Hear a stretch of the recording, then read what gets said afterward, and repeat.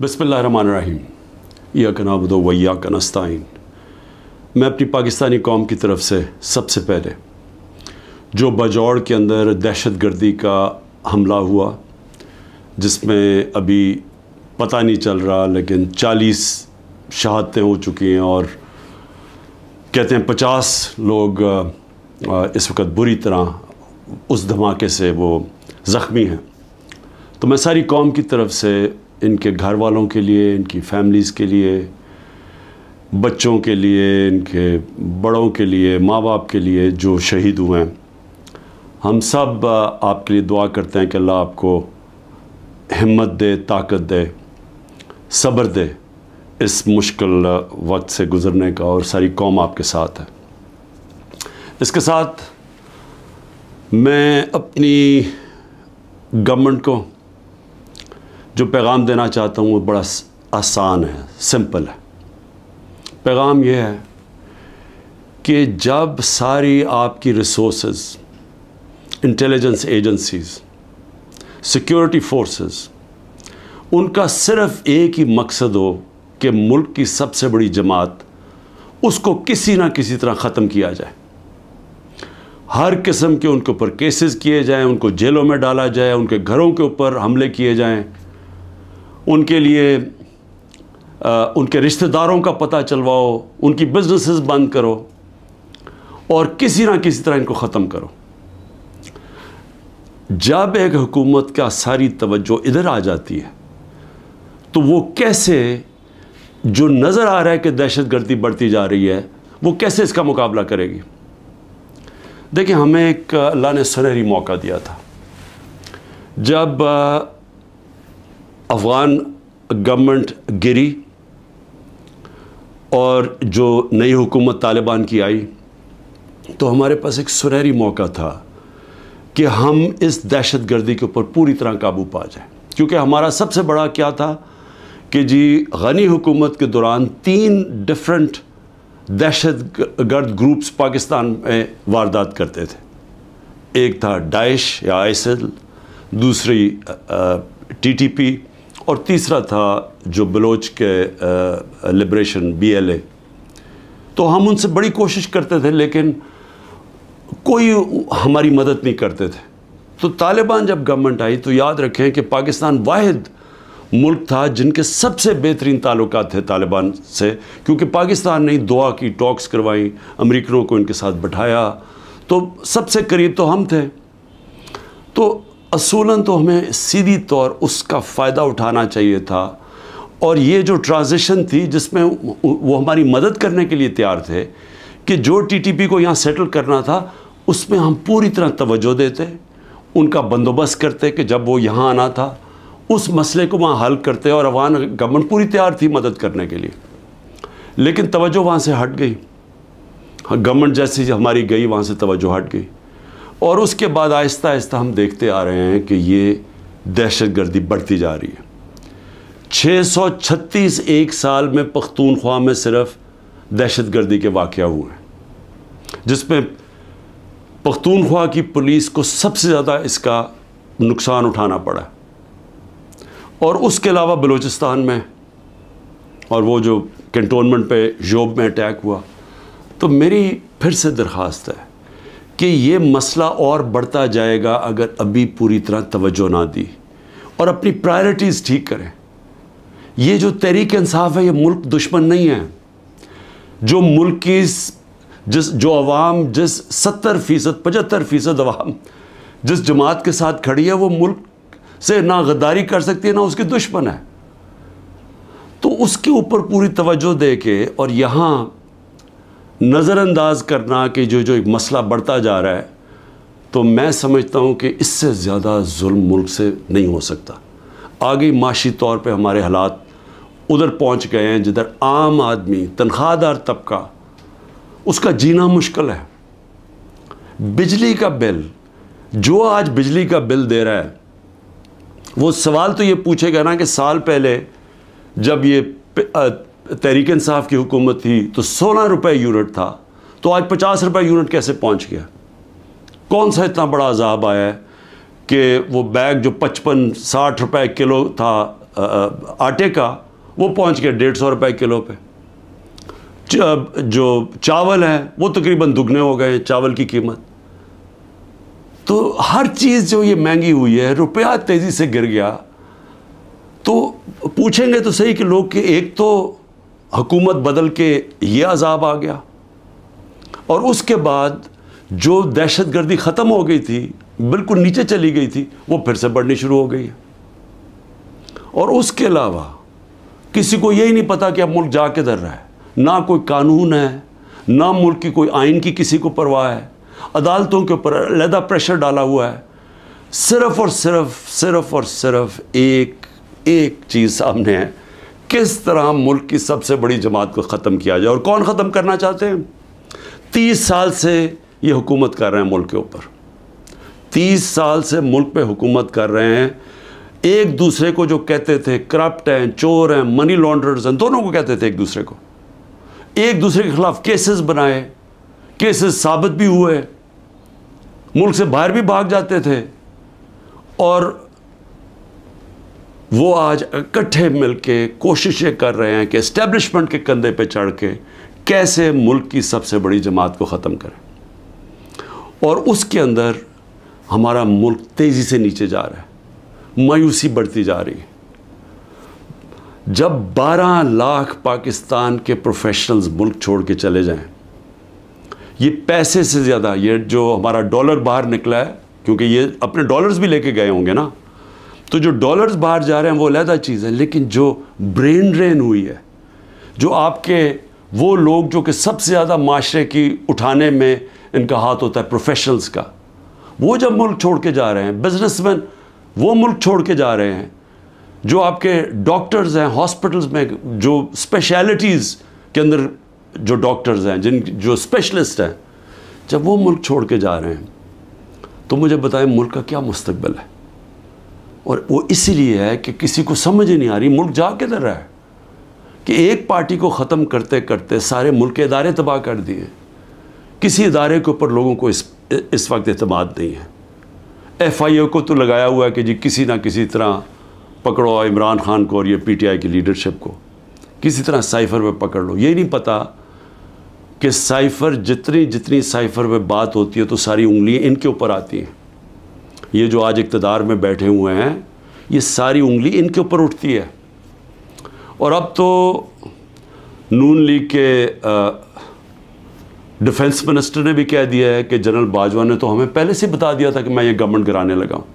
उसने तो ये कहा है कि अगर कोरोना ना आता तो ये तो 1 साल के अंदर गवर्नमेंट गिर गई थी हमारी, और पंजाब तो वो पहले गिराना चाहते थे। उसके बाद कहते थे तुम सेंटर भी ले लो।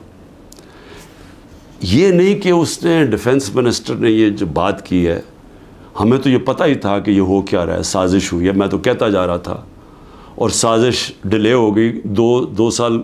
अगर कोरोना के ना आते तो उसके वो भी कहता है कि गवर्नमेंट पहले चली जानी थी। तो हमें तो ये पता था कि साजिश हुई है। लेकिन ये भी एक और सवाल अब उठता है कि कैसे कोई आदमी जो ग्रेड 22 का एक ऑफिसर है, कैसे वो किस फोरम पे फैसला करता है कि कौन सी हुकूमत रहनी चाहिए, कौन सी जानी चाहिए। क्या बंद कमरे में इतना बड़ा फैसला होना चाहिए जिसकी इतनी बड़ी कीमत कौम अदा कर रही है। आज जिधर हम पहुंच गए हैं, आज पाकिस्तान के हालात हैं, अंदर से लोग बाहर जा रहे हैं और बाहर से लोग पाकिस्तान को अब किस तरह देख रहे हैं। तो जब इस तरह के हालात हों, क्या मुल्क को सिर्फ यही काम करना चाहिए कि किसी ना किसी तरह जो अवाम की आवाज़ बंद की जाए। पहले इलेक्शन अनाउंस हुए 14 मई को, पंजाब के इलेक्शंस कॉन्स्टिट्यूशन के मुताबिक। सुप्रीम कोर्ट ऑर्डर करता है, गवर्नमेंट मानती नहीं है। उसी वक्त मुझे वैसे अफसोस से कहना पड़ता है कि सुप्रीम कोर्ट को उस वक्त अपनी रिट कायम करनी चाहिए थी। हमें अफसोस है कि उन्होंने इस हुकूमत को आइन को तोड़ने की इजाज़त दे दी। जब आपने उनको कोई एक्शन ही नहीं लिया तो इसका मतलब गवर्नमेंट और तो चौड़ी हो गई। अब तो खुल के कह रही है कि अगर सुप्रीम कोर्ट फैसला भी करता है मिलिट्री कोर्ट्स पे हम मानेंगे नहीं, क्योंकि अब तो उनके लिए तो पाकिस्तान अब जो ताकतवर बैठा हुआ है वो फैसला करेगा आइन का कौन सी शिक माननी है कौन सी नहीं माननी। तो मैं सिर्फ इसका ये आगे बढ़ने से पहले ये जो जनरल बाजवा की बातें अब सामने आ रही हैं, कई ऐसी बातें हैं जो मैं इसलिए नहीं करता, मैं अपने इदारों को नुकसान नहीं पहुंचाना चाहता, लेकिन जो ये जिस तरह उन्होंने एक साजिश करके गवर्नमेंट गिराई और कैसे वो मिले हुए थे दूसरों के साथ, ये जो पीडीएम के लोगों के साथ कैसे उनके राब्ते थे, और कैसे उन्होंने जो सबसे बड़ा जुल्म किया कि इत्तेसाब का अमल ख़त्म किया।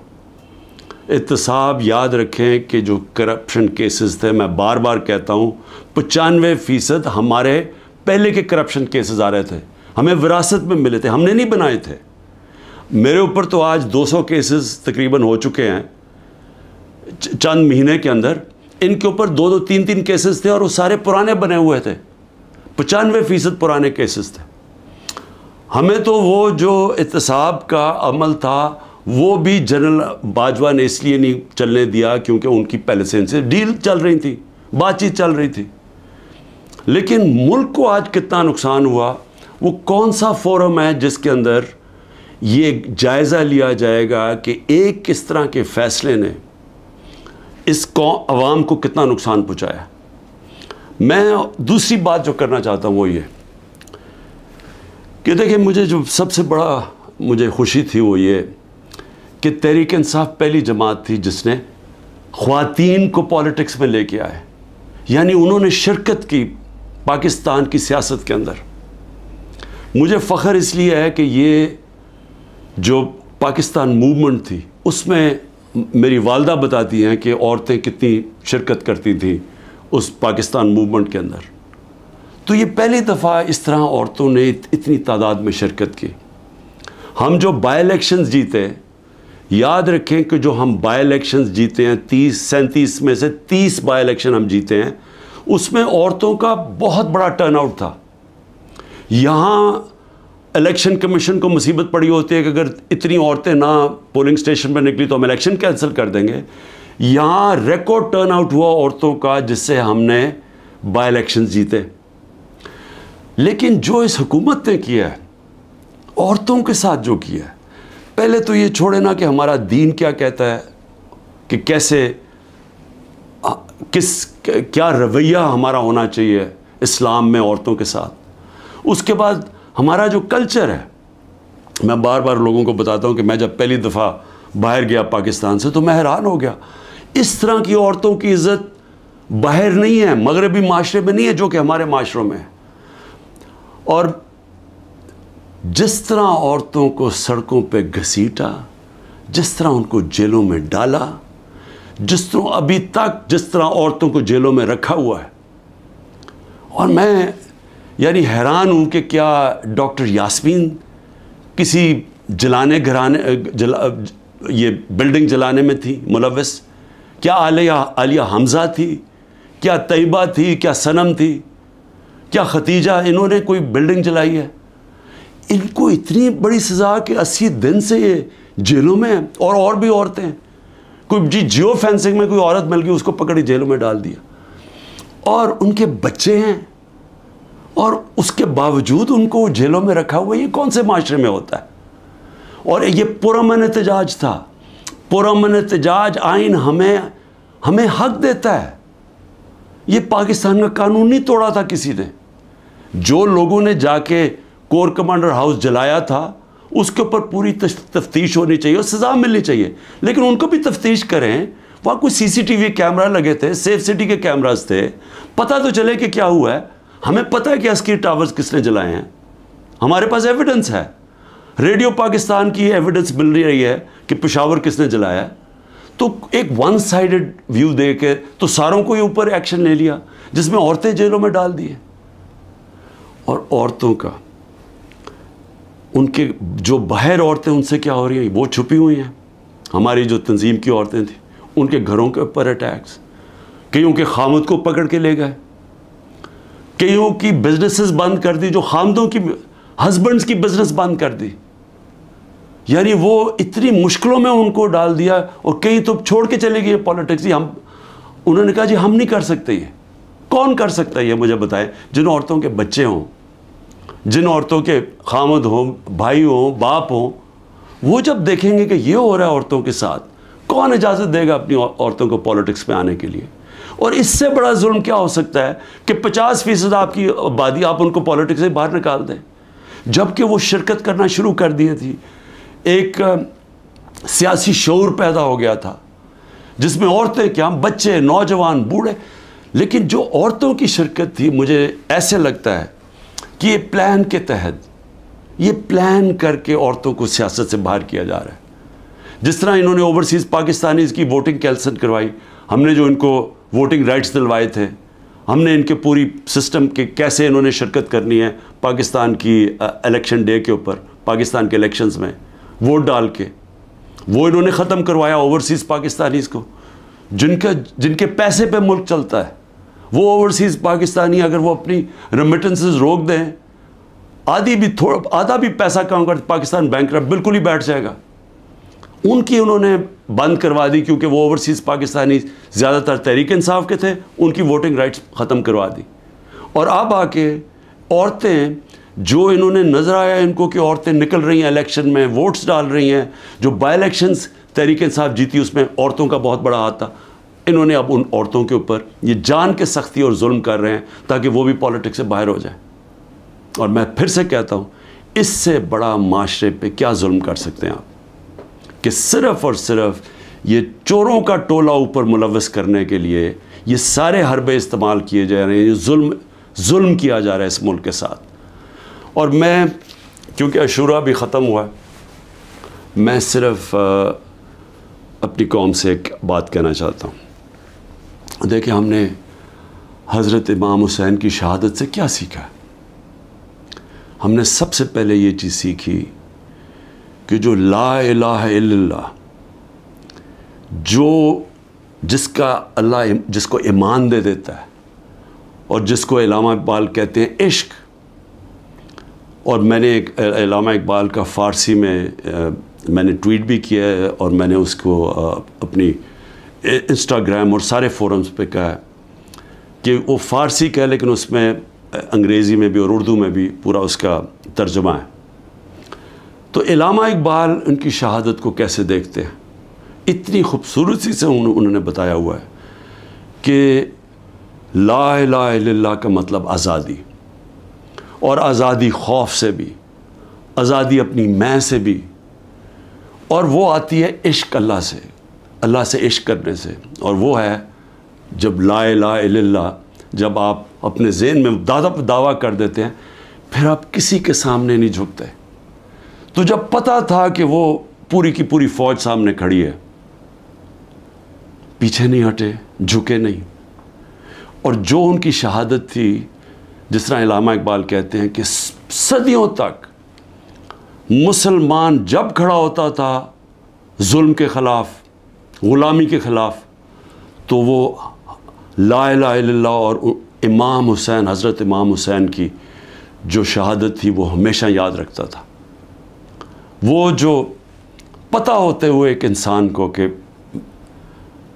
हम जीत नहीं सकते, यानी कोई मेरी मौत है, मैं ये जो अब खड़ा हूँ स्टैंड के ऊपर, तो मैं ज़िंदा नहीं रहूँगा, उसके बावजूद वो इश्क कितना होता है ऊपर वाले के साथ कि वो कहता है कि मैं, ये कोई ना समझे कि मैं खौफ के बुत की वजह से किसी के सामने झुक गया हूँ।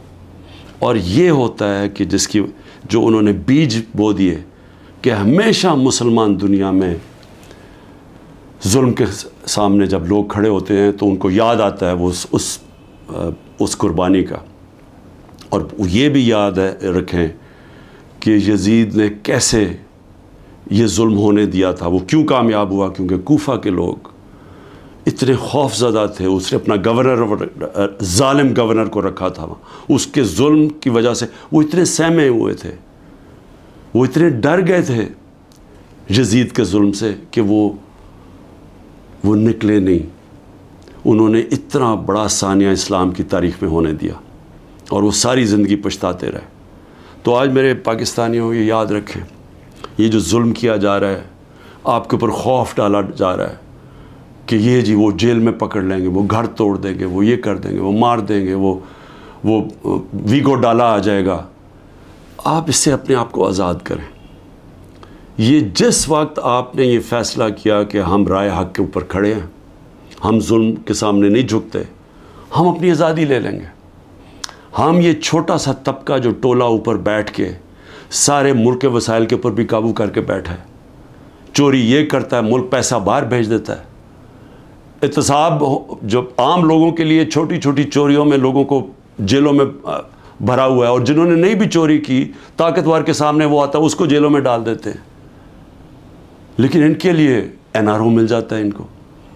अगर इनके जुल्म के खौफ की वजह से हम डर जाएंगे तो हमारे सामने बदतरीन किस्म की ग़ुलामी है। और अगर ये इस मौके पे, तारीख़ के इस मौके पे हम खड़े हो जाएंगे, हम अपने आप को आज़ाद कर देंगे। और आज़ादी आएगी इंसाफ से। जब हमारे हकूक़ की हमारे अदालतें हिफाजत करेंगी, जब किसी की जुर्रत नहीं होगी किसी के घर में घुस के तोड़ने का, किसी की जुर्रत नहीं होगी झूठा केस करने के लिए। मेरे ऊपर 180 से ऊपर केसेस हैं। मैं पिछले 2 महीने में तकरीबन 350 मुख्तलिफ केसेस के अंदर अदालतों में जा चुका हूँ। एक दिन में 19 केसेस का मैंने सामना किया, और मैं ये करता जाऊँगा। हो सकता है कि मैं ना कर सकूँ, ये मुझे जेल में, क्योंकि पूरी कोशिश करें जेल में डालने की, मैं उसके लिए तैयार हूँ। लेकिन मैं ये बताना चाहता हूँ कि ये जो मर्ज़ी कर लें, मैं खड़ा हूँ। मैं किसी सूरत ये इनके हरबों की वजह से, इनके जुल्म की वजह से मैं किसी सूरत इनके सामने झुकूंगा नहीं। और मैं ये चाहता हूँ आप भी, सारी कौम फ़ैसला कर ले कि हम ये जालिम के सामने नहीं झुकेंगे और इंशाअल्लाह हम आज़ाद हो जाएंगे। पाकिस्तान जिंदाबाद।